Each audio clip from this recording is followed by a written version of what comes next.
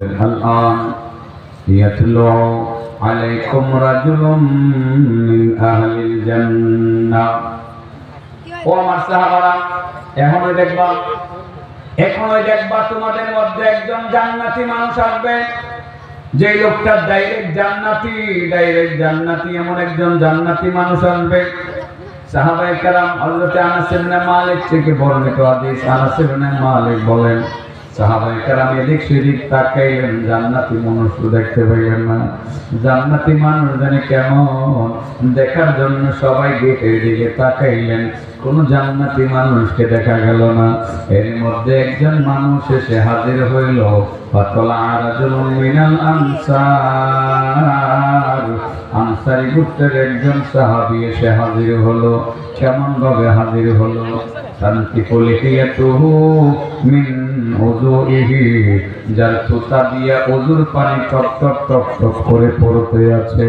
ওয়া তাআল্লাকা আলাইহি বিয়াদিহি শিমাল আর তার বাম হাতের মধ্যে এক জোড়া জুতা শোভা পাইতেছিল একজন মানুষ ঢুকলো সুতার মধ্যে পানি আছে পানি ওযুর পানি টপ টপ করে পড়তেছে বাম হাতের মধ্যে এক জোড়া জুতা লটকানো আছে এই জুতা নিয়ে ডাইরেক্ট মসজিদে ঢুকলো মসজিদে ঢুকে নামাজ পড়লো নামাজ পড়ে সোজা বের হয়ে গেল আনাস ইবনে মালিক বলেন এই লোকটাকে আল্লাহর নবী জান্নাতি বললেন কিভাবে এই লোকটা তো জুতা হাতে নিয়ে মসজিদে ঢুকলো সুতার মধ্যে শুধু ওযুর পানি দেখা যায় দেখতে অতি সাধারণ মানুষ দেখা যায় নবী বলছেন এই লোকটা জান্নাতি কিভাবে এই লোকটা জান্নাতি বুঝতে পারলাম না এই লোকটা এমন কি করে যে কাজটা আমাদের ফলো করতে হবে দেখতে হবে আনাস বলেন পুরাটা নামাজ দেখলাম আমাদের থেকে ভালো কোনো নামাজ পড়তে দেখলাম না বেশি নামাজ পড়তে দেখলাম না শুধু ফরজ পড়লো মসজিদ থেকে বের হয়ে আবার চলে গেল এই লোকটা জান্নাতি কোন কারণে জান্নাতি ধরতে পারলাম না আনাস বলেন এবার বড় টেনশনে পড়লাম নবী এই লোকটাকে জান্নাতি বললেন কেন এমন কি আছে যে এই লোকটা ডাইরেক্ট দুনিয়া থেকে জান্নাতের গ্যারান্টি পেয়ে গেল বুঝতে পারলাম না হযরত আনাস বলেন পরের দিন আমার নবী মসজিদে একই সময়ে বক্তব্য দিলেন আল-আন ইয়াতলু আলাইকুম রাজুলুন মিন আহলিল জান্নাহ এখন তোমাদের মধ্যে একজন জান্নাতি মানুষের আগমন ঘটবে হযরত আনাস বলেন আজকে ভাবছিলাম মনে হয় অন্য আরেকজন জান্নাতি মানুষ এসে ঢুকবে না না না অন্য কাউকে পাইলাম না পরের দিন দেখলাম সেই গতকালের বইরা সাসামিয়া তানতিফুল ইয়াতুহু মিন উযুইহি যার তুতা দিয়া ওযুর পানি টপ টপ করে পড়তে আছে তাআল্লাকা আলাইহি বিয়াদিহি শিমাল বাম হাতের মধ্যে এক জোড়া জুতা লটকানো আছে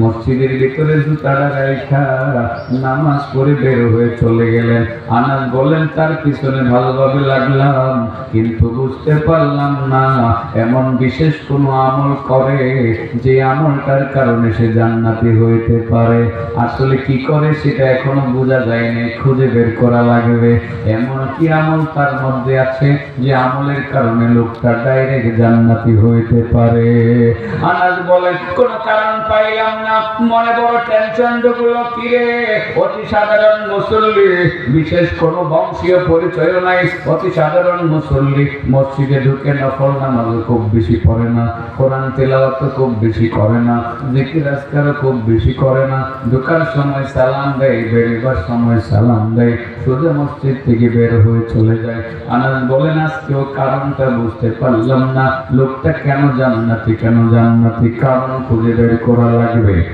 পরের দিন আমার নবী আবার ঘোষণা করলেন আল-আন ইয়াতুলু আলাইকুম রাজুলুন মিন আহলিল জান্নাহ এখন তোমাদের মধ্যে একজন জান্নাতি মানুষের আগমন ঘটবে হযরত আনাস বলেন জান্নাতি মানুষ মনে মনে ভাবলাম গত 2 দিন একজনকে দেখলাম আজকে মনে হয় অন্য আরেকজন জান্নাতি মানুষকে দেখতে পাবো না না না আজকেও দেখলাম সেই গতকালের চাচা বুইরা চাচা তোতা দিয়ে উদর পানি টপ টপ করে পড়তেছে আর তাআল্লাকানা আলাইহি বিয়াদিহি শিমাল বাম হাতের মধ্যে এক জোড়া জুতা শোভা পাইতে আছে। জুতা মসজিদের কোনায় রেখে নামাজ পড়লেন, নামাজ পড়ে সোজা বের হয়ে চলে গেলেন। বিশেষ কোনো নফল ইবাদতের প্রবণতা দেখলাম না, বিশেষ কোরআন তেলাওয়াত অতিরিক্ত কোরআন তেলাওয়াতের প্রবণতা দেখলাম না, অতি জিকিরের প্রবণতা দেখলাম না। আনাস বলেন নবী যেই লোকটাকে জান্নাতি বলছে নিশ্চয়ই সে জান্নাতি, তবে কেন সে জান্নাতি কারণ তো খুঁজে বের করতে হবে, আমি পারবো না। দেখি একজন গোয়েন্দা ঠিক করি। আমাদের মধ্যে সবচেয়ে বেশি গোয়েন্দাগিরিতে পারদর্শী হলেন হযরত উমরের ছেলে আব্দুল্লাহ।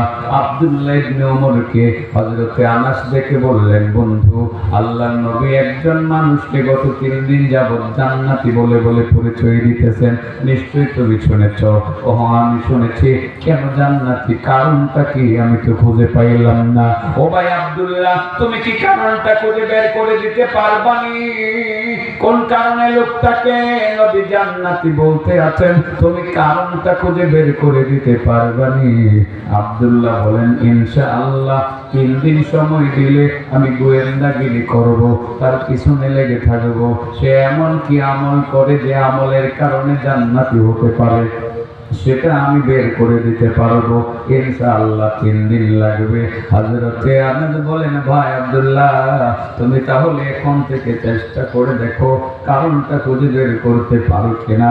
যদি সেই কারণটা খুঁজে বের করা যায় আমরাও দুনিয়া থাকা অবস্থায় জান্নাতি বলে ঘোষণা পাইয়ে যাব। আব্দুল্লাহ বলেন সমস্যা নাই, 3 দিন পরে আমি রিপোর্ট পেশ করব। আব্দুল্লাহ ইবনে ওমর এশার নামাজের সময় এই লোকটার পিছনে লেগে গেলেন। নামাজ শেষ হওয়ার পর অনেক দূর থেকে তার পিছনে হাঁটতে হাঁটতে হাঁটতে হাঁটতে তার বাড়িতে গেলেন। তিনি বাড়িতে ঢুকলেন। বাড়িতে ঢুকার পরে আব্দুল্লাহ ইবনে ওমর আরো আধা ঘন্টা পরে বাড়ির দরজায় নক করলেন। তাকে বুঝতে দিলেন না পিছনে পিছনে গেছেন। দরজায় নক করার পরে সেই বুড়া মানুষটা দরজা খুললেন। দরজা খুলে বলেন তুমি কে? আমি ওমরের ছেলে আব্দুল্লাহ।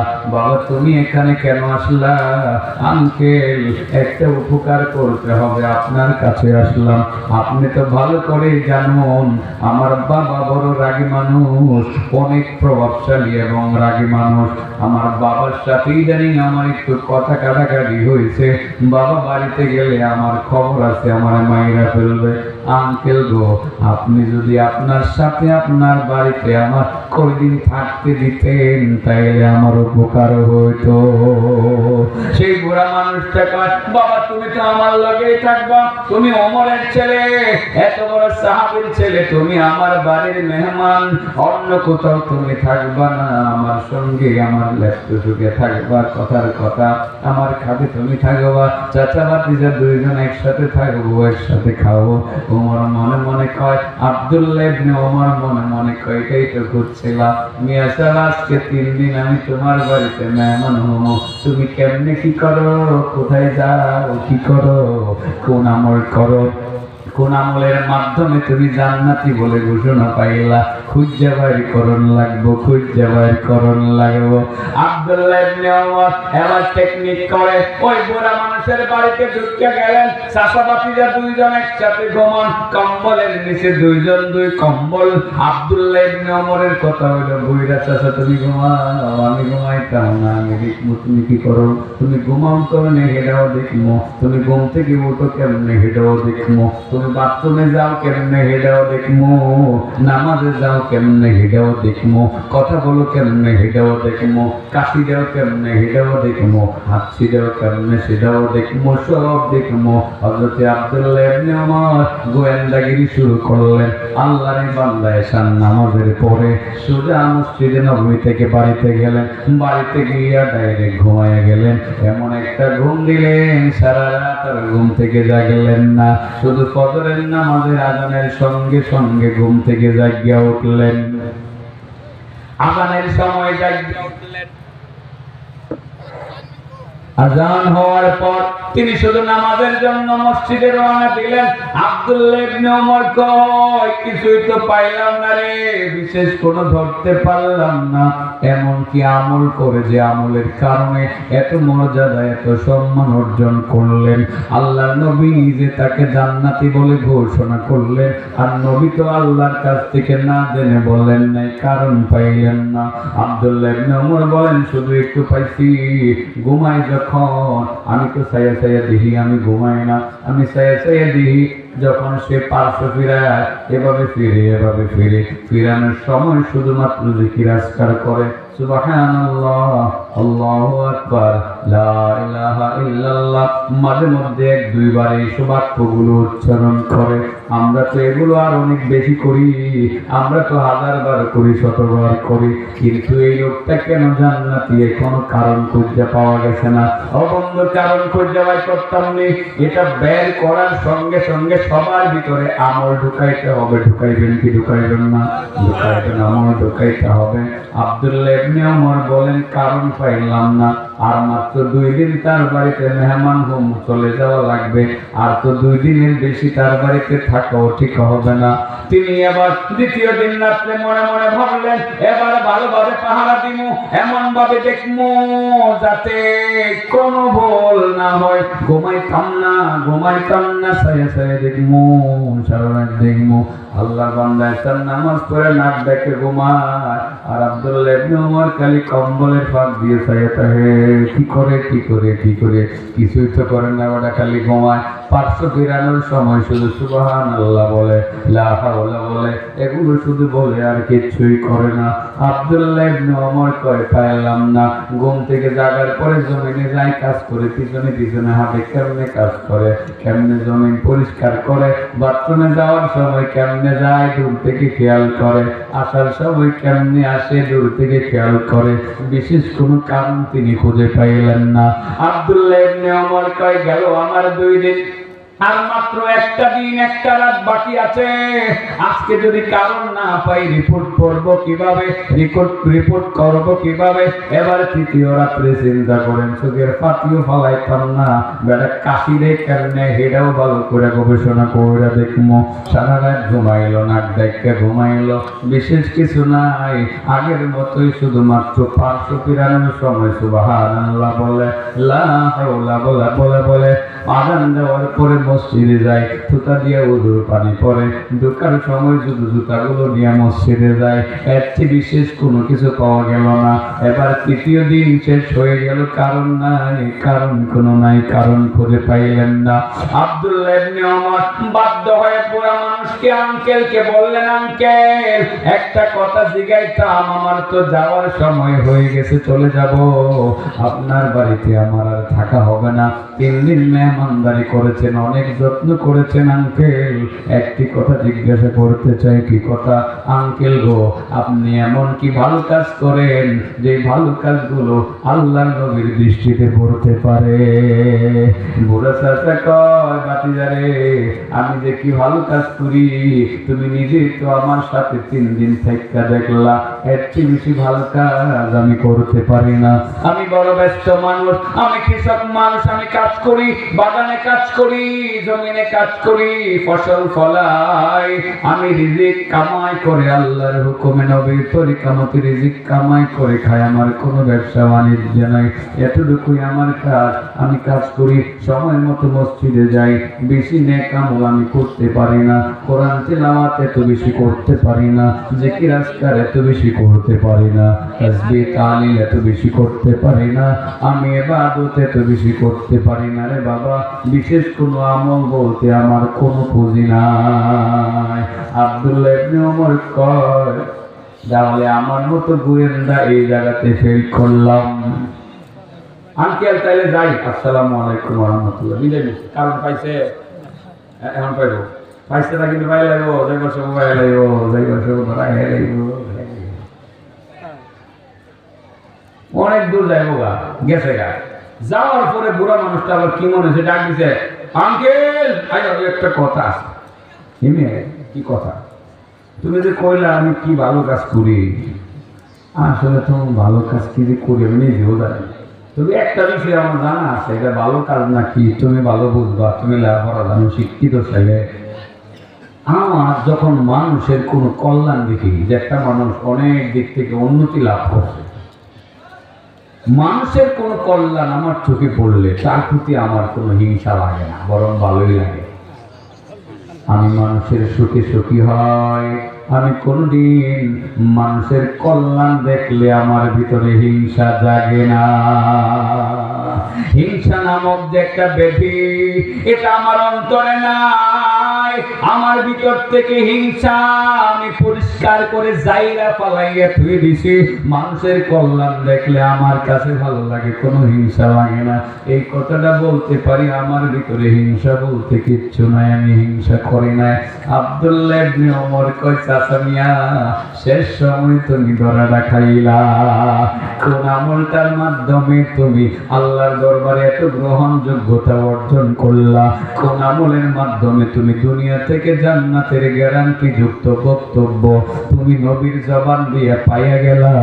এতক্ষণে বুঝছি তুমি যে কাজটা করতে পারলা, নাহনু লা নুতিকু যালিক, এই কাজটা আমরা সবাই করতে পারি না। কোনো না কোনোভাবে ভিতরে হিংসা চলে আসে। তুমি যে নিজেকে হিংসা মুক্ত করতে পারছো, তুমি যে হিংসাকে কবর দিতে পারছো, তুমি যে নিজেকে হিংসা থেকে 100% মুক্ত রাখতে পারছো, এই কারণেই বুঝি আল্লাহর নবী তোমাকে 3 দিন যাবত জান্নাতি বলে ঘোষণা দিতেছে।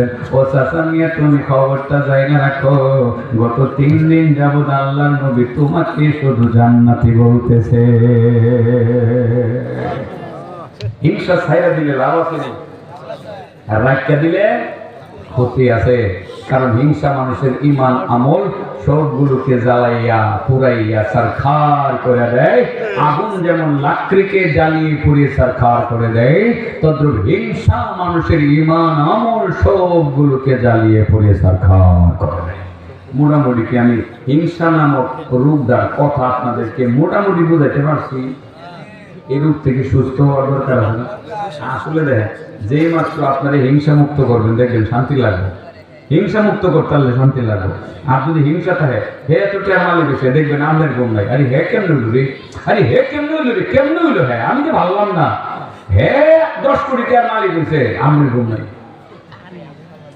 হিংসা অশান্তি আনে। হিংসা কি আনে? অশান্তি, ঘরে অশান্তি, অন্তরে অশান্তি, বাইরে অশান্তি। হিংসুর জীবনে শান্তিতে থাকতে পারে না, এর কপালে শান্তি না, এ শান্তির চেহারা দেখতে পারে না। কথা কি আমি ঠিক বলছি? ঠিক বলছি?